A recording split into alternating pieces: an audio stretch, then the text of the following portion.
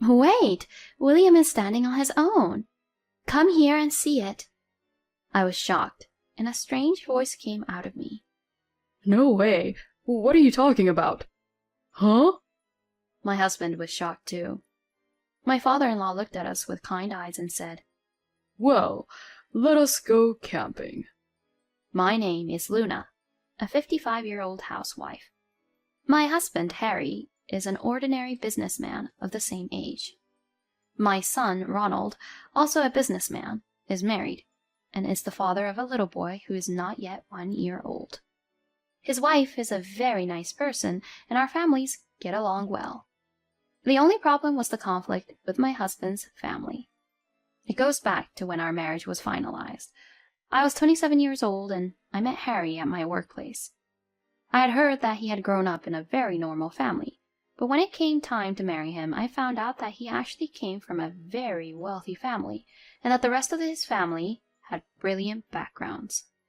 His parents had a successful business career running a trading company, and his brother, Fred, 2 years younger than my husband, had graduated from a very prestigious national university and has started a successful IT venture company since then. Fred was married before Harry, and his wife was also a career woman. When it was time to meet his family, "So you are the future wife of Harry? You must be happy to be the bride of a wealthy family like ours." That's what my mother-in-law, Molly, said to me. Moreover, my brother-in-law's wife and mother-in-law seemed to be on the same wavelength, and got along very well. I felt a little uneasy, but Harry said, Don't worry. My mother hated me for a long time, and I hardly socialize with my family at all. I believed my husband's words, and we got married. After we were married, Molly was always sarcastic to me. When I gave birth to my first son by cesarean section after a difficult delivery, she said, "Cesarean section is such an easy way to give birth. Fred's wife had a natural birth, but it was super easy. I'm sure a well-educated career woman has a different quality in what she does." When my son went to elementary school, "Fred's son is going to a famous private elementary school." My husband is unperturbed, but one day he told me this story. I've always been compared to my brother. I was just average in everything I did, but my brother was smart, athletic, and could do anything. So my mother's only concern was Fred. She always put him first in everything. My only escape was my father. He treated me and my brother equally. But my mother didn't like that, and I think that's when my parents' marriage started to deteriorate. My husband is right. My father-in-law, William, is a very gentle and kind man. When Molly said terrible things to me, he would casually send me follow-up emails, and sometimes he even apologized to me. It was William who gave my son a beautiful school bag when he started elementary school, and it was William who supported our family emotionally and financially when my husband failed at his job and was temporarily transferred to another region. My father-in-law retired from running his trading company at the age of 75. Molly stepped down at the same time, too. And here we are today. I have come to appreciate William more than words can express. But then, William suffered a blow to his tailbone. He slipped on the stairs at home. Worried, I went to my husband's parents' house and found Molly and Fred. And Molly said, "Oh, William is so careless. He's going to have to rest for a while. So, I'm thinking about you moving in with us." Are you talking about us? Harry asked, and Molly answered, "No, who would live with a couple like you who are so normal at anything?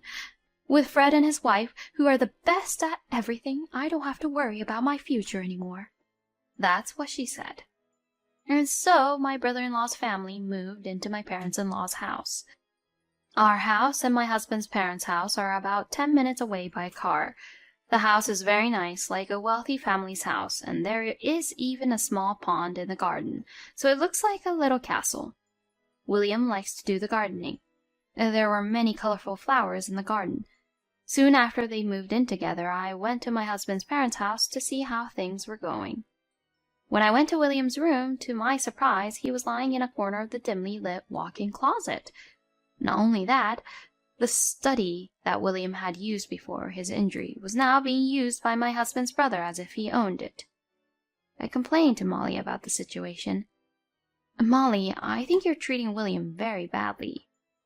"Oh, I can use the room for Fred's work." "William won't use it, so I'm just putting it to good use." "But that doesn't stop me from feeling sorry for him in that dingy place." I got angry, and Molly got even angrier. "I'm using a place that's not being used, making the most of the space. Can't you even understand that?" I couldn't talk back anymore and went back to William. "I'm sorry to worry you," William said apologetically. "No, don't be sorry. Is there anything I can help you with?" Then William looked a bit lonely and said, "If you could do me a favor, would you water the flowers in my garden?" I looked and saw that the flowers in the garden, which were supposed to be beautiful, were limp. Fortunately, I also enjoyed gardening, so I readily agreed, and I visited my husband's parents' house every day to do the gardening, as well as take care of William. Molly and Fred and his wife looked annoyed, but I couldn't be bothered with that when I thought about William. A few weeks later, William celebrated his birthday. Molly informed us that William was turning 80 and that she was having a family birthday party. Harry and I were also invited, and it was supposed to be a fun birthday party. When we arrived at the house that day, the party had already started, and Fred and his wife and Molly were chatting about something. But we couldn't find William there. "Hey, where is William?" Molly answered smilingly. "Huh? He's at his usual place. It's so hard to bring William's bed. William told me to leave him alone and have fun without him." I was mortified. Then I got angry. "But that didn't mean you could leave William alone. This is a celebration for William, right?" Then Molly looked annoyed. "Then why don't you guys just go to William's? I don't like that dingy place." "Okay," I said, and so did my husband. "Mom, you're so awful," he murmured sadly. Then we both went to William's. "You came to see me?" William was very happy to see us. "Happy birthday. I hope you get well soon and recover from your injuries." We celebrated William's birthday in the dimly lit room. William was delighted with the yellow umbrella we had given him to use when he gets well, and he looked at it happily for a long time. After his birthday, I took care of the flowers in the garden every day. William remained bedridden. Then one day, something happened that made me shocked. Early in the morning, when I arrived at my husband's parents' house, Molly and Fred and his wife appeared in front of me, carrying several large suitcases. "Well, take care of William, will you?" I didn't get what was going on. "We're going on a week-long trip to Guam. You can tell by looking at us, you really are dumb," she said. "I didn't know you were going on a trip," I answered. "I don't have to tell you. You are at home every day anyway, taking care of William." "Huh? Well, what about William?"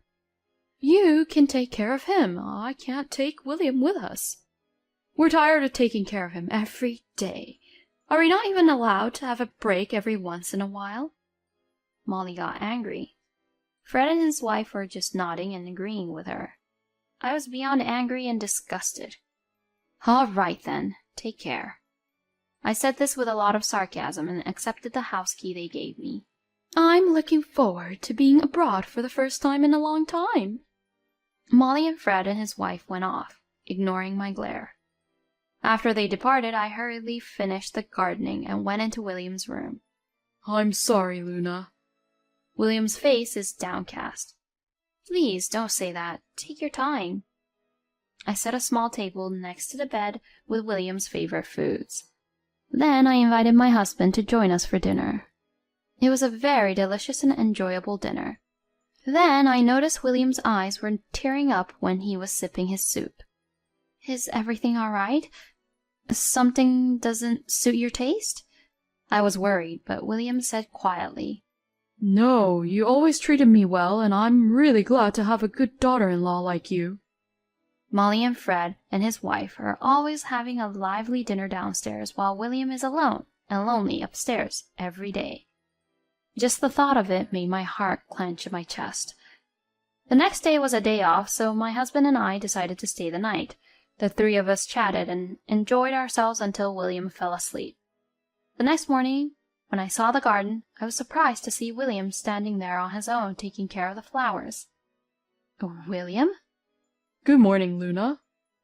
William was doing the gardening as if nothing had happened. I hurriedly called my husband. Honey, William is standing there on his own. Come quickly. I was so surprised that my voice became strange. What are you talking about? My father must be bedridden.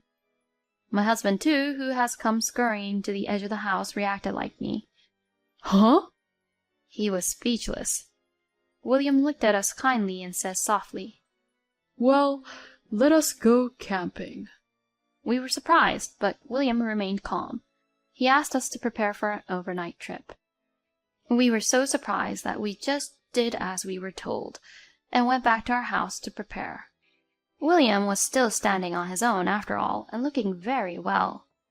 Could you drive for us? We headed for a campground in the mountains.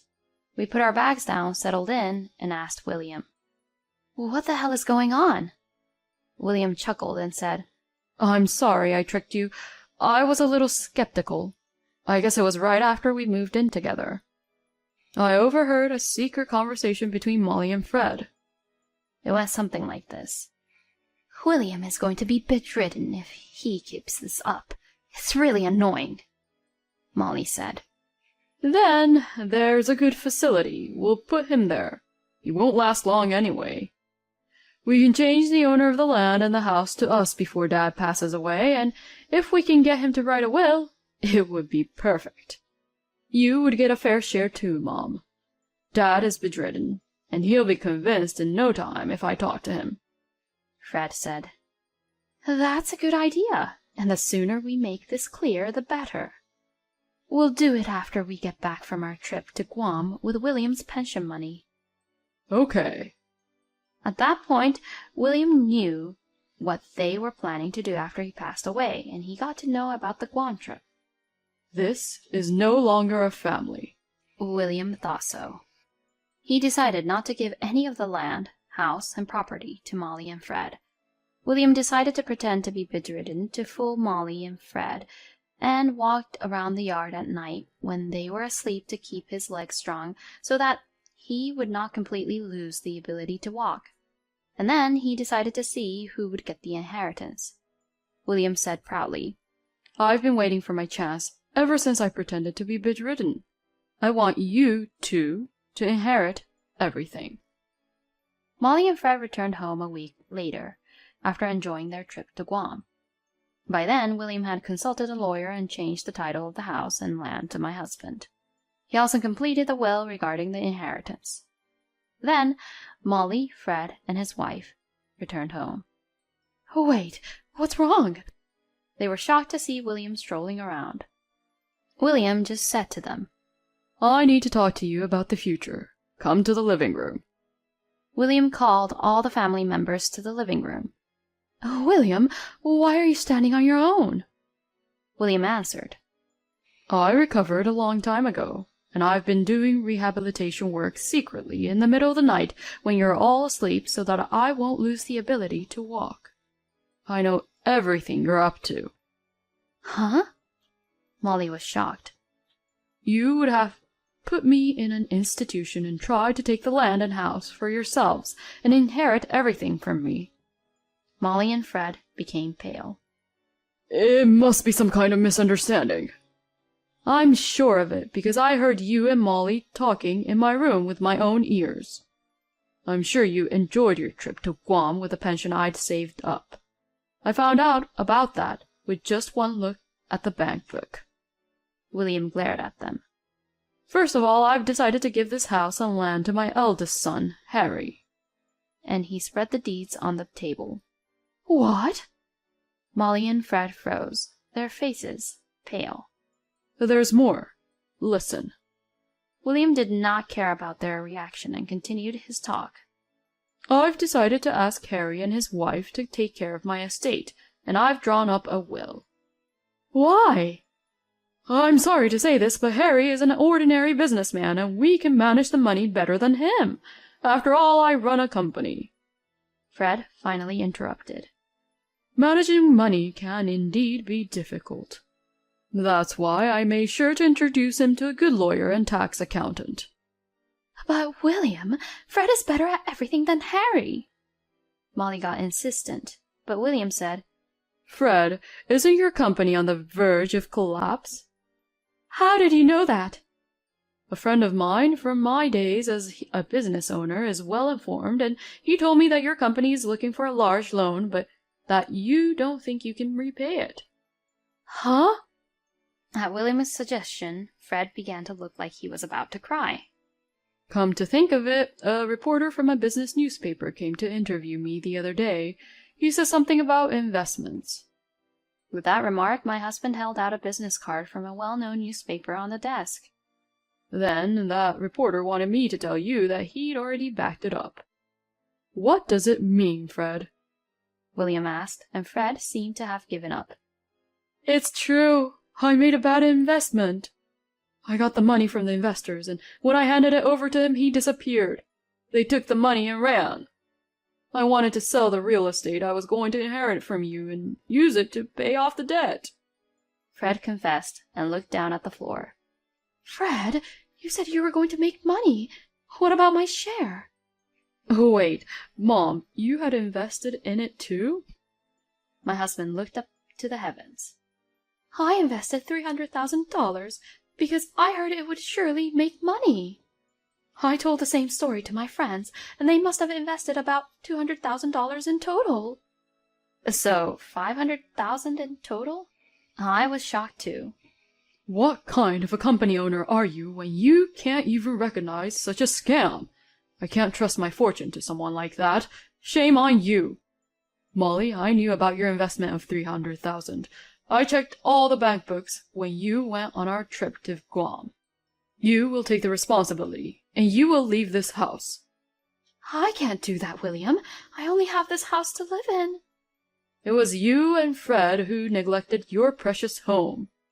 Dad, please help us." "William, please." Ignoring their desperate begging, William left the room. After that, Fred had to pay back his investors and let go of the company. He tried to start another company, but it failed because he lost all trust in society. Fred's wife would never forgive him for such a situation, and they divorced soon after. Even with Molly, with whom he had been so close, when they no longer had any money, they ended up fighting terribly. In the end, they had a terrible quarrel. William and Molly also divorced. When they divorced, their property was divided, but most of it had to be used to pay off Molly's friends who invested, so there was very little left over. Molly, who got in financial trouble after the divorce, managed to live with the little allowance William gives her every month, but all we hear are complaints. She has no family, no money, and lives lonely on her own. The other day I met Molly passing through my neighborhood. She was still arrogant.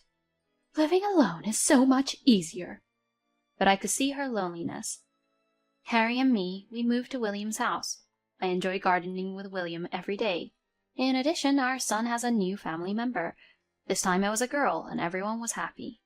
And the happiest of all is William. His grandson comes to visit every weekend with his great-grandson.